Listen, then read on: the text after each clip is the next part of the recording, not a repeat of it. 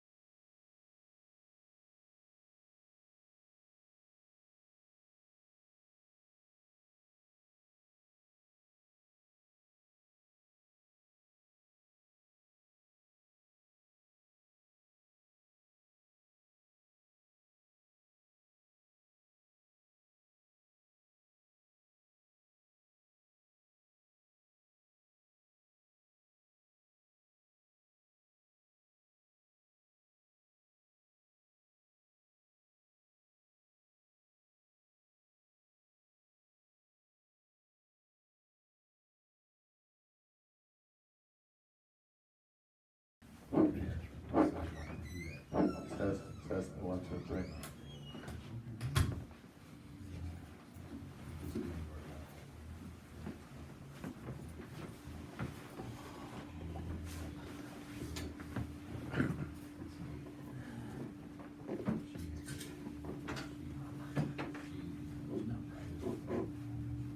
Test.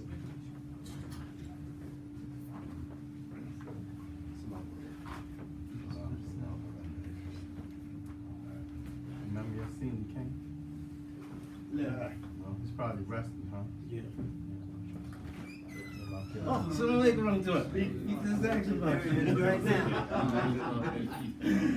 Allahu Akbar. Allahu Akbar. Allah.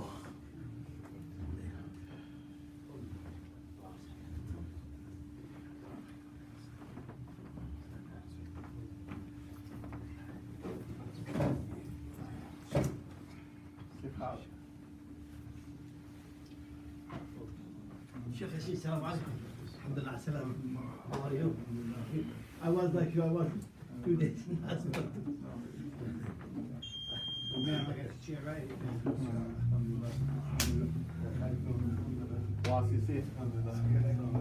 نعم نعم How you feeling, Alhamdulillah, Maybe I alhamdulillah. seen you doing better. Yeah, alhamdulillah. I've been asking about you. I get the report. Alhamdulillah. Alhamdulillah. Alhamdulillah. What's going on, soldier? Alhamdulillah. I'm there. I'm here. You ain't in all that pain like before. Alhamdulillah. Alhamdulillah. MashaAllah. Somebody said, Imam Wasi's here? Yes. Yeah.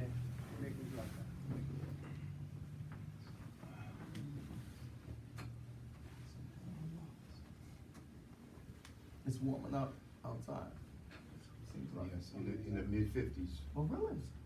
I don't know. Going back down to 20s tonight, though. Alhamdulillah, mashallah. Takes, you know. Take it as we go. Yes. All of the public, Allah. See? Okay. Ready? You ready, Amir? Yes, brother. You ready, Yosef? Looking good. Now, Got your phone open? your phone is open, ready to start. When you say, So the brother silenced the phones too in the football. inshallah, brothers can Big turn the volume down. Jazakallah khair. Barakallah fik. Assalamu alaikum wa rahmatullahi wa barakatuh. Allahu Akbar, Allahu Akbar. Allahu Akbar, Allahu Akbar.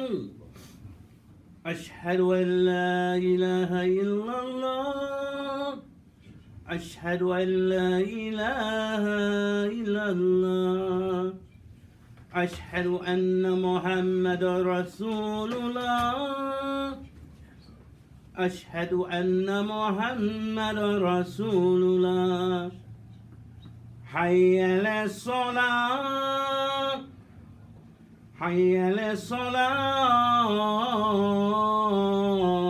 الصلاة حي على الفلاح حي على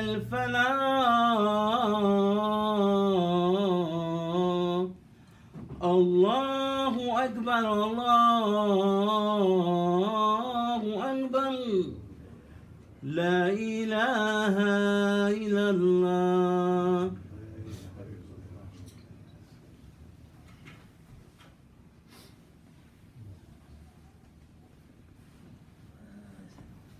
Speakers on the sister side.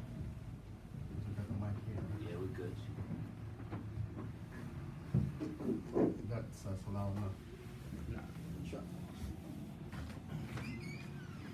إن الحمد لله نحمده ونستعينه ونستغفره ونعوذ بالله من شرور أنفسنا ومن سيئات أعمالنا من يهد الله فلا مضل له ومن يضلل فلا هادي له وأشهد أن لا إله إلا الله وحده لا شريك له وأشهد أن محمدا عبده ورسوله يقول الله تبارك وتعالى في كتاب الكريم يا أيها الذين آمنوا اتقوا الله حق تقاته ولا تموتن إلا وأنتم مسلمون يا أيها الناس اتقوا ربكم الذي خلقكم من نفس واحدة وخلق منها زوجها وبث منهما رجالا كثيرا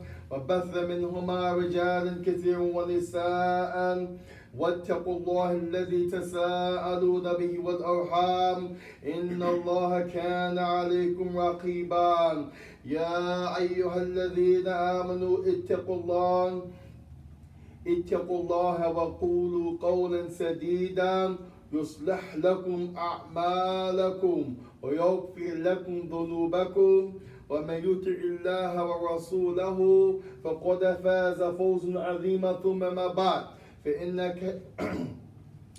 فإن خير الكلام كلام الله تبارك وتعالى وخير هدى هدي محمد صلى الله عليه وسلم وشر الأمور محدثاتها وكل محدثة بدعة وكل بدعة ضلالة وكل ضلالة في النار. Allah Tabarak wa Ta'ala has mentioned in His noble book about the people of Nuh alayhi salam. And Allah subhanahu wa ta'ala has mentioned in his book about the people of Ad wa Thamud. And Allah subhanahu wa ta'ala, he has mentioned in his book about the people of Lot alayhim salam. All of those prophets Allah has mentioned. Allah subhanahu wa ta'ala is also mentioned about Musa wa Bani Israel wa Qawmu wa Ala Fir'aun, and the people with Fir'aun. And then Allah subhanahu wa ta'ala, he mentioned in relation to our noble Prophet sallallahu alayhi wa alayhi wa sallam, al-Quraysh, al-Mushrikun al-Arab min al-Quraysh. All of them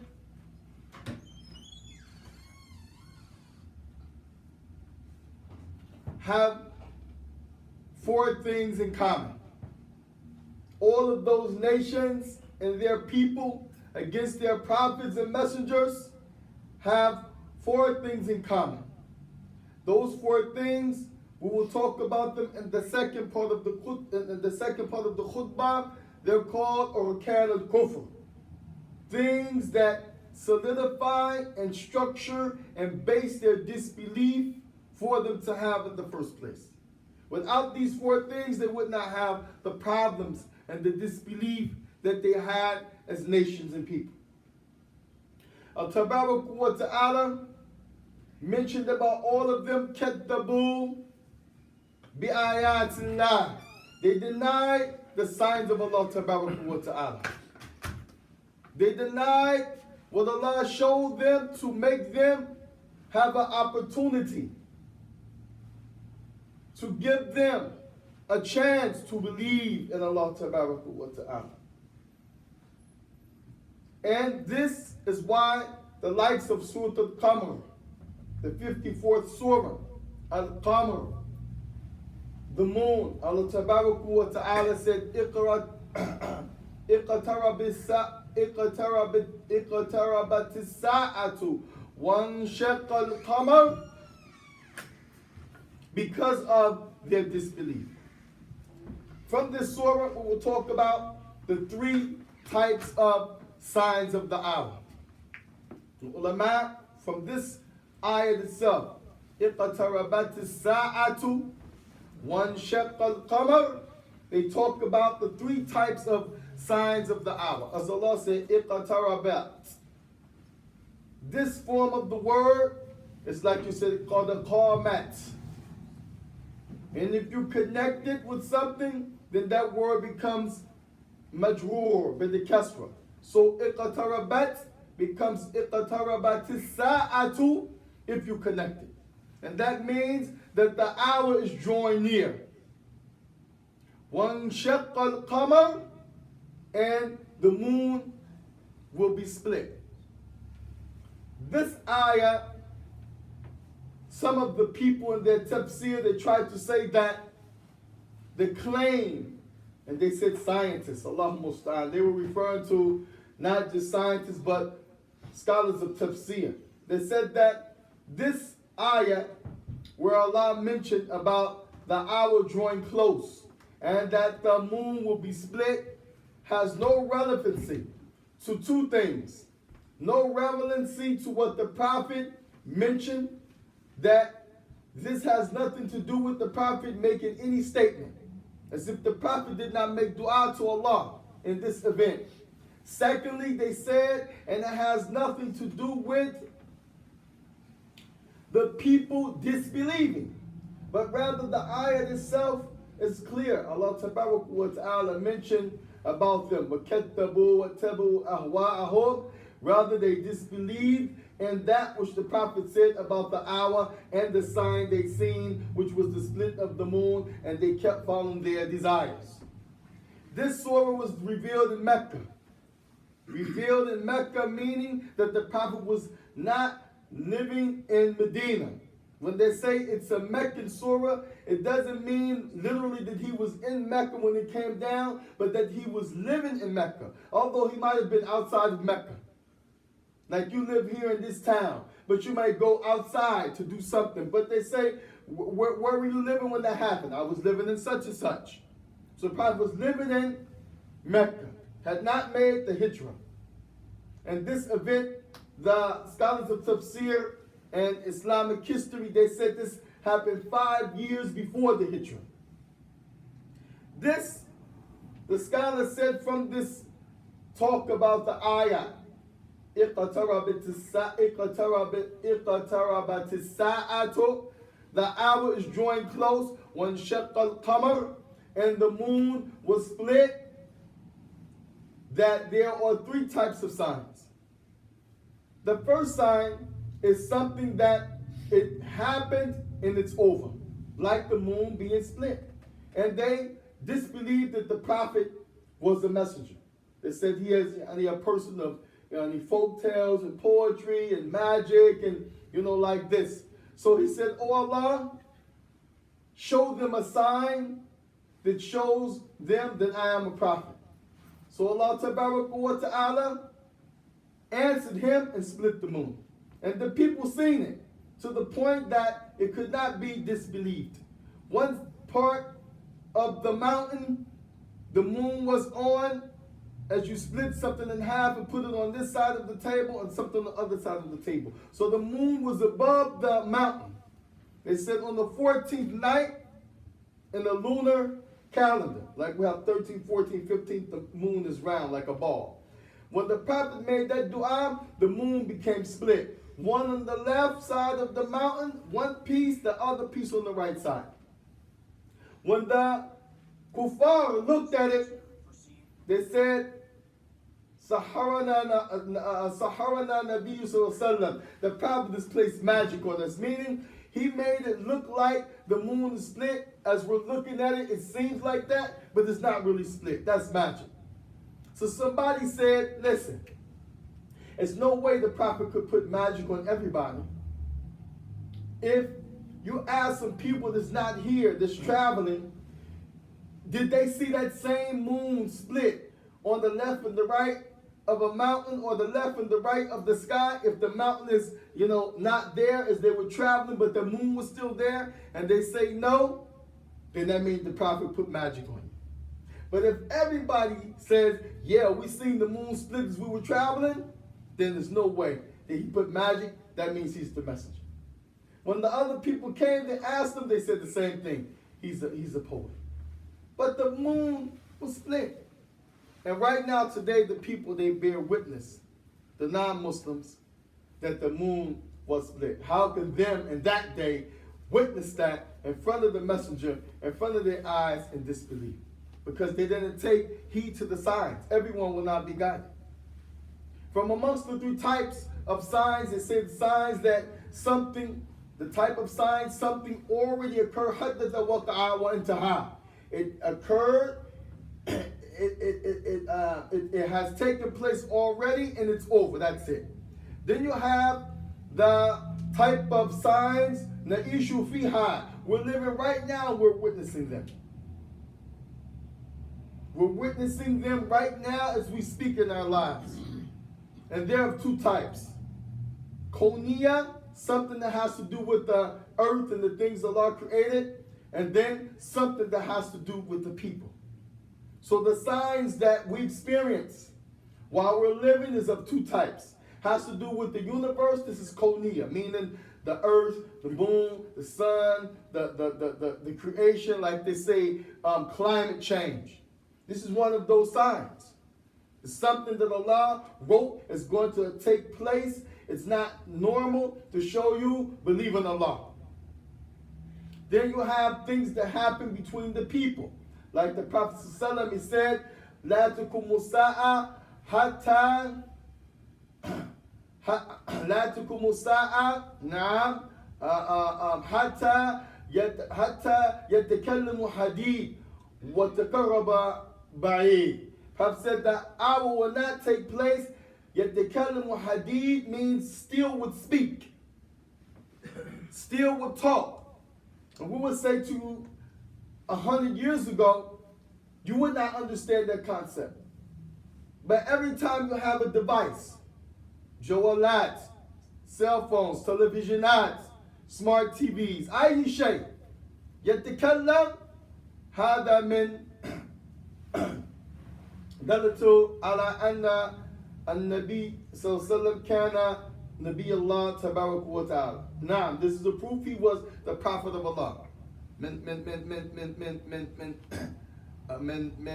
علامة النبوة. It's from the sign of this prophethood.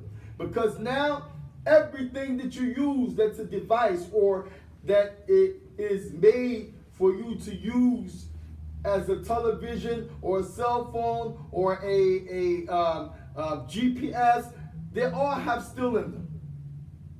All of them have steel. And this is what the prophet meant when he said, يَتَكَلَّمُ حَدِيدٌ. The steel will be the thing that's talking, not the human being. The voice will come from the steel, in other words. وَتَقَرَّبُ بَعِيدٌ. And it will make the one who's far away close. كَأَنَّهُ مَوْجُودٌ بَيْنَ يَدَيْكَ. So if he's right in front of you. It's a sign of the Prophet ﷺ being a prophet for real. But again, the people don't take heed to the signs. Everyone will not believe. Also, the Prophet mentioned, يَتَكَلَّمُ رَجُلٌ مِنْ فَخَذِهِ. Person will talk from his thigh. Some of the scholars say this also could mean jawalat, the cell phone, because what do you have it? You have it in your jab, in your pocket. It's on your thigh. And you have your earpiece and you're talking. If you cut the earpiece off, you'll hear it talk from the person's thigh. It's in his pocket. You have to pull it out. I'm sorry, man. Yeah, well, go ahead. This is a sign of prophecy. And it's a sign for us to increase in iman, to get closer to Allah, because we live it every day. Prophet also mentioned from the hadith of Jibreel alayhi salam, يَتَطَاوَلُونَ فِي الْبُنْيَانِ. They will compete in making tall buildings. And they're not making like a 2-story because they ran out of space with 1 floor and they have a lot of kids. They're making stuff in a sama, up to sama dunya, the highest level of the sky before you get out of this dunya. The lower levels of the heaven, the building is in the clouds, man. These are people that used to have no shoes, a few little garments, and they were poor. Bunyal yani al-badi. Those people that was nomad, they got the money now. They got the scratch. They hold it. They got the fulus. This is a sign from the Prophet for us to believe. It's a sign. When you see it, don't think as it has to do with politics. They're in bed with America or they puppets of this like people talk lie. This is nonsense. This the prophet prophesied. If they were the only ones on earth, was it no other governments? Wallahi, say it will take place because the prophet mentioned. Alayhi salatu wasalam. You also have the issue of tabarajat and nisa. And the women, wallahi, from the Muslims are included in this, and nisa, all women, they will go out and they will go out with things that Islam considers they're beautifying themselves. The hairdo, the prophet mentioned, like the camel. That's not just because, it's a style. It's prophesied it will be that style. Even you have a khimar on, the hair sticking up like this is tabarruj. Somebody's going to look just because there's something sticking up. Makeup, eyeshadow, lipstick, lip gloss. And yeah, you should have a tajammala, beautify yourself for your husband. Sometimes the women, they don't fix up anything in the house. Wallahu musta'an. When they go out, without a shadow of a doubt, the lips are going to look nice, smooth, soft, this. And we're not saying the woman should go out crumbly lips. Islam is in the middle. She can have something. But you're talking about red, shiny lips. There's no way that's going to be anything except tabarruj. You're beautifying yourself, meaning you're doing something that will cause attention to you without fail. The type of shoes you wear, the jewelry, the showing of this and that, the flashy clothes. All this the Prophet prophesies. لا تقوم الساعة حتى يتزين المساجد. Allah musta'an. Prophet said the hour will not be established till they beautify the masjid. That doesn't mean you can't put latex paint with a nice primer. But you're talking about some masajid, they got gold, man, in the wall. This is a trading currency. This is something that the whole economy rests on. You want to take it and do what with it? Make the masjid look like how with it? Beautify the masjid? This is israf. This is wasting. This is la yajuz. Chandeliers, lighting can be nice, but lighting has gold and people starving. Carpet, okay, we need some padding. You're prostrating, your knees hurt, your legs, mashallah, sarahma. But man, carpet costs $20,000, $30,000, $50,000. You walk on, you feel like you're walking on Air Jordans. Allah musta'an. Prophet mentioned this as a sign. Salami also mentioned يعني الحوادث حتى يأتوا مثل يعني الناس في الحوادث that the hour will not يعني come until people will come in front of the masjid and there will be يعني like people. This term hawadish means a lady has been raised and put up on the camel, and then the man is on the camel, and people are pulling up, you know, in groups or more than one number on something. The Prophet prophesies that the hour will not be established until this happens amam al-masjid. In the time of the Prophet, it was unheard. People walked to the masjid. Women walked and went in the door. You didn't see them in front of the masjid, getting off the camel, getting on the camel, families, groups. Today, the Prophet's statement, he said, mithlu hawadish, like this. What you have, it's very common. The cars piled up in front of the masjid. We call it parking lot. People getting out of it. But the Prophet prophesied this. It was not always like this in front of the masjid. And you'll find it conversating and laughing and this. A scene that is not really the scene that you see really in the books of the past at the masjid. Salam also mentioned about the piercing, nafat al-jibal, putting a hole in the mountain. This is a sign. How about more than that? Moving a whole mountain. As we mentioned, it's more in the Fajr. It's a sign. The excavation and putting holes in the mountain and moving the mountain, like in Mecca. This is a sign the Prophet prophesies it will take place. All of these, just like the statement of Allah, اقتربت الساعة وانشق القمر, they are made for us to take heed to the sign. Because everyone won't believe. Everyone will not believe when they see the sign. Allah Tabarak wa Ta'ala, He reminds us in His book about the remembrance of Allah. And seeing the signs is to help you remember Allah. As Tabarak wa Ta'ala said, Ya ayyuhalladhina amanu, izkurullaha dhikran kathiran. All you who believe, remember Allah much. Remember Him much. Emphasize kathiran.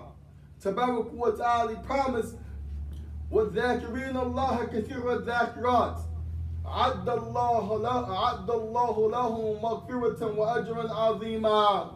And the believing male and female who does that a lot, they remember Allah. In their tongue. On their tongue, they remember Allah. Meaning, you watch what you say, you restrain, you control the tongue because you remember that's haram. If I say that, it's going to be written down against me. If I say that, maybe I will go far and into something else that earns the displeasure of Allah. If I say that, maybe I may make a statement of disbelief. So you hold up. Remembering Allah with the eyes when it comes to what you look at. Wallahi, you see a lot of stuff. But when you see something that is wrong, you say, Astaghfirullah. If you see something that's enticing, you say, Astaghfirullah. If you use the hand to do something haram, transaction, or you strike someone, make tawbah. Don't say, I should have knocked him out, I should have hit him more. No. Don't say, you know, I got to do what I got to do. Nah. Even if in doing wrong, remember Allah. Repent back to Allah. Ask Allah to take it away from you. Ask Allah to strengthen you. Ask Allah to make it easy for you. Ask Allah to increase you in good rather than that which is bad. All of this is significant to the statement of Allah wa ta'ala when He said, وَأَتِمُّ حَجَّ وَالْأُمْرَةِ لِلَّهِ. And I command you to make the Hajj. And some scholars said, wa here means out. Some scholars tafsir said, wa here means out. Make Hajj or Umrah because Allah commands you to make the pilgrimage to His house. Others say, Hajj wa Umrah تمتع Umrah يعني إلى الحج. تمتع يعني ماذا الأمرة إلى الحج, that you make them together. The point is, go to Allah's house. Because it's something that's a sign. When you go to the house of Allah wa ta'ala, you see all of the people there for one reason, to worship Allah. You see the people there speaking different languages, different backgrounds, different nationalities, different colors, different heights, different levels of well-being. Some people are sicker than others. Wallahi, some people, they're on their deathbed. You don't know it, they don't know it either. Other people, they're on their deathbed and they know it because Allah sent them a premonition and said, let me make this Hajj this year because I won't be here perhaps next year. And then they make Hajj 10 days later, a month later, a week later. Before that next time comes Hajj again, Allah calls them back. So the signs, wallahi, or for us to pay attention to, and there are three types of signs. The signs of something that already happened and it's over, like the coming of the Prophet. Bittatu Rasulillah. So salam, this is the sign of the world that the Prophet became alive, born, and Allah picked him to be the Prophet. He is a sign. The Quran that he received, it's a sign, mu'jizah. And these are signs that already happened.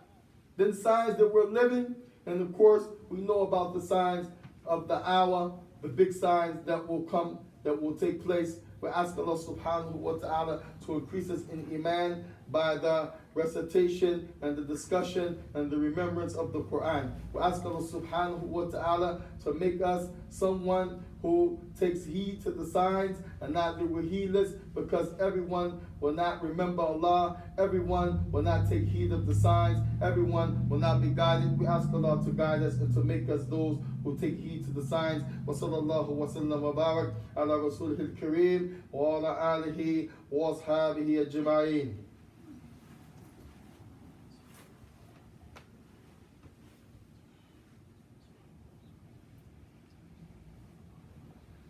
Alhamdulillah Rabbil Alameen. Wa sallallahu wa sallam wa barak ala rasulihil kareem wa ala alihi wa ashabihi ajma'in.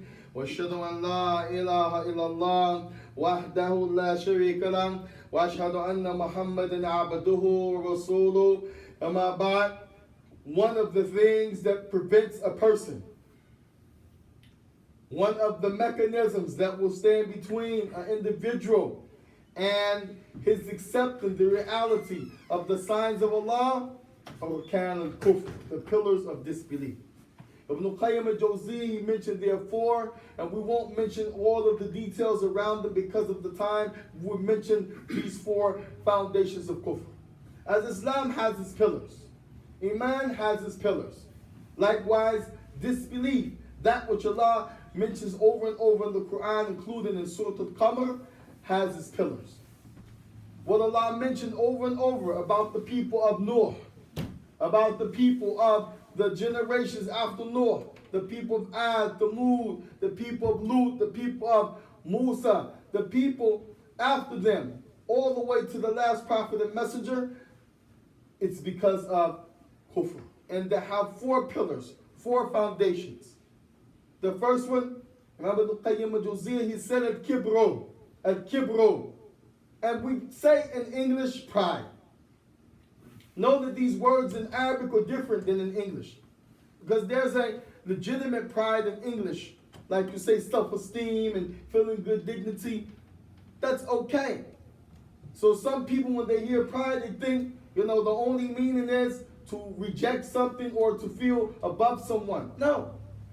And the Prophet ﷺ mentioned this when the man said, Ya Rasulullah, Rajul yuhibbu husnul thawb, husnul ni'am. A person like a nice, garment or nice clothing and nice shoes. He said, is this kibr? Because you're going to feel good. You have a nice clothing, nice shoes, you wash, you smell good. This is a part of human needs. This is part of self-esteem. This is a part of iman, in fact. The Prophet said, no, this is not kibr. This is not arrogancy that you like to look nice and smell good with oils. He said, al-kibru batr al-haq. Naam, al-kibru batr al-haq. It's rejecting the truth, like you heard from Surah Al-Qamar. Rejecting what you see and you know it's true, but you say nah and you reject it. You reject it in your heart and with your speech and your body language, you reject it. This is what is kibr. Prophet said, Batr al-haqqa, rejecting the truth, will come to nas. And you have to belittle people.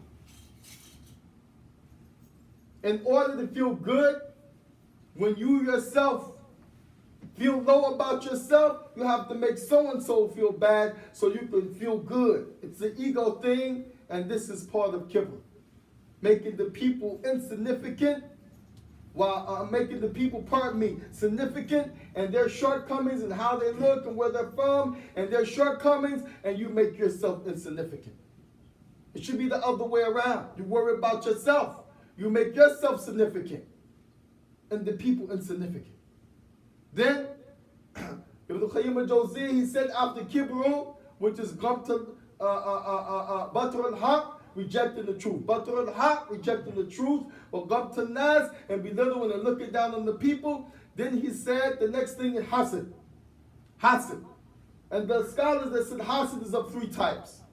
The word hasad, zawal al-ni'mah. You want something that Allah gave someone that has a lot of good and benefit, you want them to have that snatched away. Because ni'mah means kathir al-nafa wa khair. Kathir nafa wa khair. Something that not has benefit and good, but that has a lot of benefit and a lot of good. This is the meaning of ni'mah. Zawal, snatch it away. This is the meaning of hasad. Zawal and ni'mah. So the body has a beautiful wife, a nice house. He said, man, how you get that, man? Man, all the women I done had, he got her. Allahu musta'an. And you wish like he have someone to look, different than her, someone that's less beautiful than her. This is Allahu musta'an. This is hasad. Just because you see him with it, there you go. Then the scholars, they say, there is the second type of hasad. You don't want him to have it, but you want it to be taken from him and given to you. So the first one, he shouldn't have it. You don't want him to have it. The second, you don't want him to have it, and you want it to come to you. And the third one, they said, is the worst of all of them. You don't want him to have it, and guess what? You wouldn't even take it either. Allah Musta'an. Just low down. That's the second pillar of kufr. And tell him in hada ya ayyuhan nas, be careful. The third is ghadab. Al-ghadab, naam, anger. And many people, when they read the hadith of Prophet said, la taqdab. They said, don't become angry when they translate la. That's a mistake. La taqdab, ay la taf'al shay'an al-ghadab. The word, taqdab, means don't act in the state of anger. Because everybody has anger. Just like everyone has calmness. Everyone has happiness and joy. Everyone has sadness. These are things Allah has put in you. These are emotions. But what do you do when you become angry? If you say something and you're angry, you'll regret it. If you put your hands on somebody while you're angry, you're going to transgress the bounds. Therefore, the Prophet said, La taqdab, because this is one of the pillars of kufr. All of the people that have the arrogancy, all of the people that have hasad, the next thing, because they have those two things, they become angry. Then they start doing stuff to you, and this is what the ayn and transgressing about now, because he's upset, and you're trying to figure out, why is he upset with me? I never did nothing to the brother. Why is she like that with me? I never try to be like her friend, we are sisters. Because they mad. Why they mad? Because they got hasad, They're not content with what Allah decreed for His servant. They want to decree for the servant. A'udhu billah. And that's why many of the scholars say the kibr and the hasad enters into something that can reach the level that will take you outside of Islam. Because the kibr, the Prophet said, Rida Allah. It is the cloak of Allah tabaraka wa ta'ala. None has the right to have kibr except Allah. والثاني الحسد يتضمن قدر الله تبارك وتعالى, and hating what somebody has that Allah gave them enters into you not liking the decree of Allah. You want to change the qadr of Allah tabaraka wa ta'ala when you envy somebody because you want that thing that Allah gave them. Min hikmatihi, out of His wisdom. Min rahmatihi, out of His mercy. To be taken? Who knows better? You or Allah? Man a'lama antum amillah. You or Allah? The ghadab. Some hadith were da'if. The meaning is good, but the wording, the Prophet didn't say. Like when you become angry, sit down. If the anger still stays, lay down. If the anger still stays, get up, make wudu. The Prophet didn't say any of those hadith are da'if jiddan. Scholars of hadith mentioned they are da'if jiddan. Some of them so unreliable, you can't even use them at all. But the meaning is true. When you're upset, change your posture. If you stand in front of somebody and you're mad, guarantee you, you're going to say something or do something, walk away. If you make wudu, you take a ghusl, you'll calm down. But the Prophet didn't say make wudu because the water puts out the anger like fire puts out. He didn't say it, but it's a known fact that that is something, the meaning is true. The point is, don't act on anger. Don't act on the anger. That's the third pillar of kufr. The first one, kibr, the rejecting the truth, looking down on people. The second one, hasad, wanting someone to lose the ni'mah of Allah tabaraka wa ta'ala. He gave it to them. And then the third one, al-ghadab, acting out of anger. And the last one, tiba' shahawat, following the desires, which is one of the main themes of the Surah Al-Qamar. All of them, kaddabu wa taba'u ahwa'ahum. All of them rejected the truth. All of them rejected the truth. وَمَا بَعْدَ الْحَقِّ إِلَّا الضَّلَالِ. And what's after the truth except you're going to go astray, you're going to follow your desires. We ask Allah to save us from ignoring the signs. We ask you, O Allah, on this blessed day of Jumu'ah, to bless us to take heed to all of your signs. O Allah, we ask you to increase us in iman by your signs. O Allah, we ask you to increase our iman by your signs. O Allah, we ask you, the mighty, the most high, not to allow our hearts to deviate after you have guided us to this religion. O Allah, we ask you not to let us follow our desires over your guidance. O Allah, we ask you, when we err, when we follow the desires, when we do that which is displeasing to you, that you bring us back to make us repentant to you. O Allah, we ask you to have mercy on all of those who are living and those who have died. O Allah, we ask you for your mercy, Yawma yakunu ashhad, on the day when everything will bear witness. O Allah, we ask you for Jannah. O Allah, we ask you for Jannah. O Allah, we ask you for Jannah. O Allah, we seek help and refuge in you from the fire. O Allah, we seek help in you and refuge from the fire. O Allah, we seek help in you and refuge from the fire. O Allah, we ask you to have mercy on us in our life and hereafter. We ask you to pardon us and to forgive us for our shortcomings, accept from us our good deeds. Walhamdulillah Rabbil Alameen. Aqimus Salat. Allahu Akbar.